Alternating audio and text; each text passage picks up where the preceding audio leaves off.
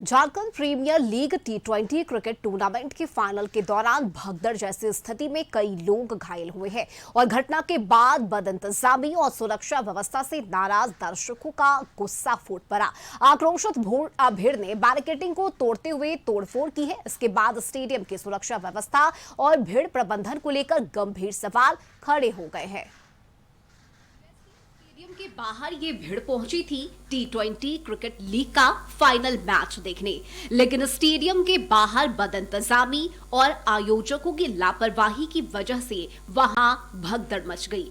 Match शुरू होने से पहले ही स्टेडियम के पश्चिमी गेट पर अफरा तफरी का माहौल बन गया और एक साथ स्टेडियम में प्रवेश करने की कोशिश की वजह से वहां भगदड़ जैसी स्थिति बन गई, जिसमें कई लोग घायल हो गए और घटना के बाद वहां मौजूद लोगों में नाराजगी दिखी।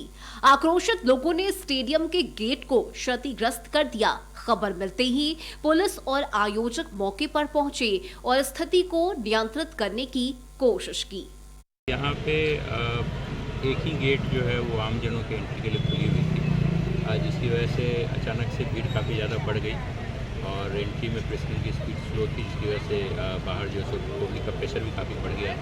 थोड़ी देर के लिए भीड़ अनियंत्रित हुई थी, परंतु हम लोगों ने यहाँ पर आकर स्थिति को संभाल लिया है। कुछ लोग घायल हुए हैं जिनका अभी इलाज चल रहा है। जहाँ तक मेरी जानकारी है 4 से 5 लोगों को चोट लगी है, जिनका अभी इलाज चल रहा है। वर्तमान में स्थिति शांतिपूर्ण और पूरी तरीके से सर सीवियर इंजरीज नहीं ना है? नहीं, अभी तक तो ऐसी कोई जानकारी नहीं। हजारों दर्शकों को नियंत्रित करने के लिए निजी सुरक्षा कर्मियों की कमी थी। आयोजकों का पुलिस और जिला प्रशासन के साथ कोई तालमेल नहीं था, जिससे पर्याप्त पुलिस बल की तैनाती नहीं की गई।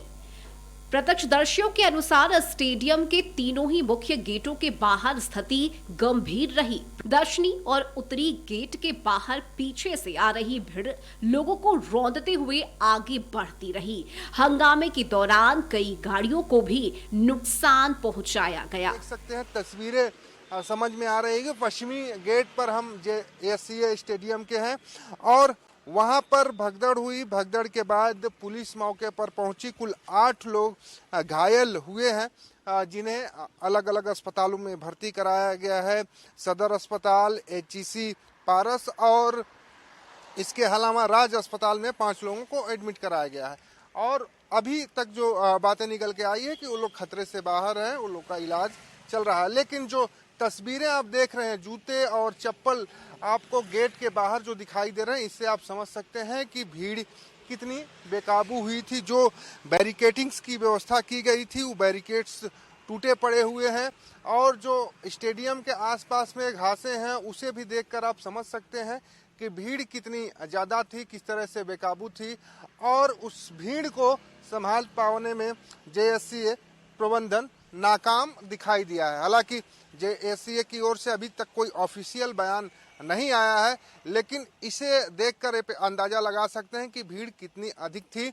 और जो लोग वहां पर आए थे मैच देखने के लिए, उन लोगों का सीधे आरोप था कि इस घटना के पीछे जेएससीए जिम्मेदार है, क्योंकि उसकी ओर से समुचित व्यवस्थाएं नहीं की गई थी। आप देखिए, जो जेपीएल के बैनर्स पोस्टर लगे हैं वो भी फटे पड़े हैं। जो तोरण गेट बनाए गए थे वो भी टेढ़े हो चुके हैं, उन्हें भी कह सकते हैं कि भगदड़ में वो भी गिरते नजर आए हैं।